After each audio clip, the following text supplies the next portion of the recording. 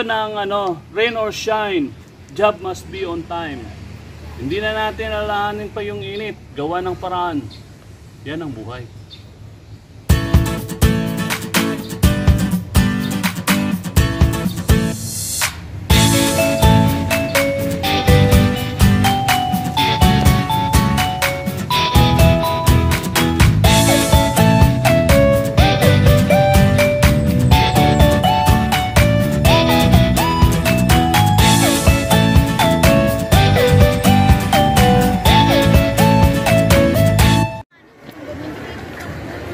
Puntahan natin ngayon ang magbablog tayo ngayon sa tindahan sa mobile. Dinala ko sa school ang mobile cart upang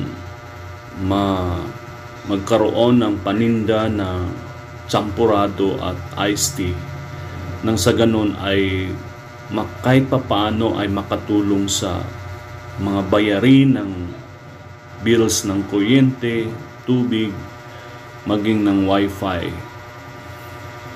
Ito ang aking tinatawag na Noah's Ark, ang magliligtas ng mga bayarin.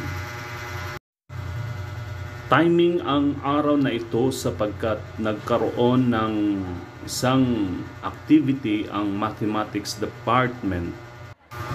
Tamang-tama ito. Sigurado ako na mauubos ang champurado, paninda maging ang iced tea.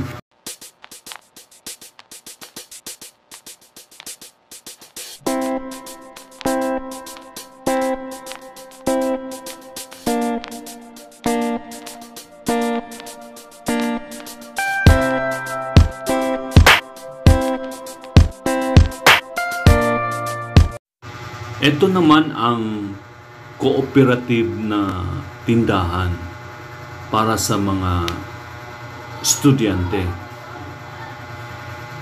Maliit lang siya na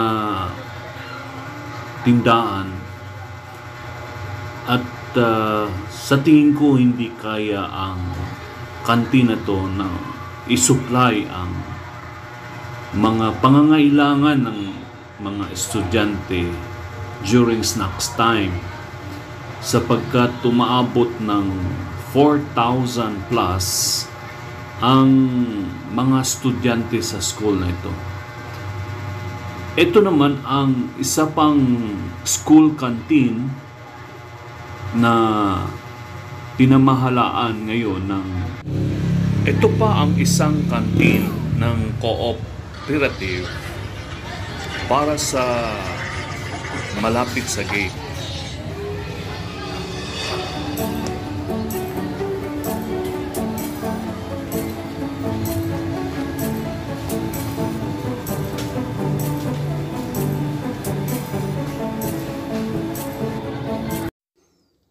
Dito ang opisina ng principal at ng department heads sa ground floor, at ang first floor ito yung sa STE students at saka SPA from grade 7 to grade 10. Napakadami po nila.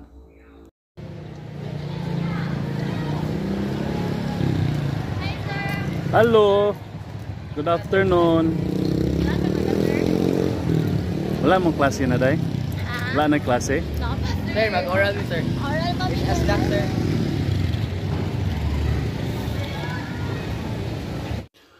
Sa building na ito, na Aquino Building, ay nandito ang mga grade 7 na mga regular classes o yung tinatawag na BIP program.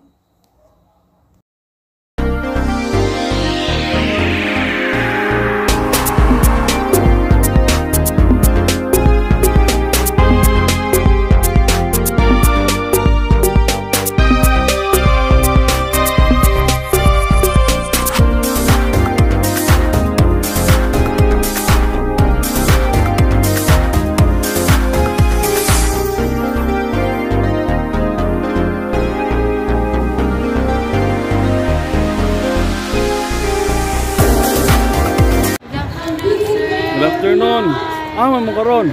Bumalik kami sa mo ang product for our entrepreneurship. Unsa may yung product ron? Ang among product kay cream bar. Mapalit ka, sir? Asa naman ron? No, sir. Oh, palitin mo, sir. Di na ako mauna. Ay, halin din ako, sir. Daghan na lagi kayo mo halin. Yes, sir. Palitin mo sa among product, sir. Tag-G sa aming kayo. Isa man ang kuan ninyo na maligya man mo product. Ay, among project for second quarter and maka-apekto ni siya dako sa mong grado. So, palitin mo, sir. Okay. Nakatilaw na kuha na, nakapalit na kuha na sa diha. Palitin na po, Yusuf.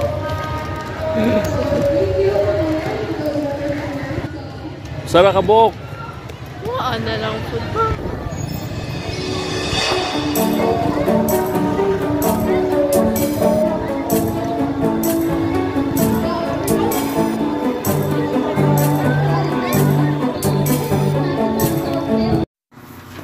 Ang 4-story na building na to ay para sa grade 11 at grade 12 senior high school. At dalawang strand ang STEM at ang UMS. At meron din palang ABM, bali tatlong strand ng senior high school. Pati nakasamang dalawang 2-story na building. Kaya napakarami po ng students dito sa school na ito. At salamat at mauubos rin lang ang aking champurado na masarap.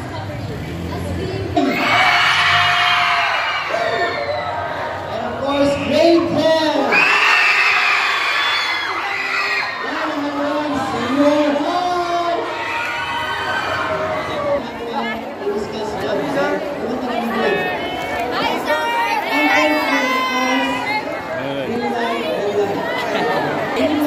Unsa inyong buhaton diha?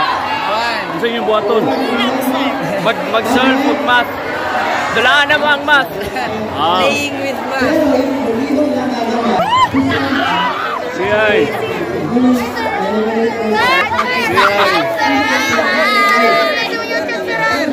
Kamu po.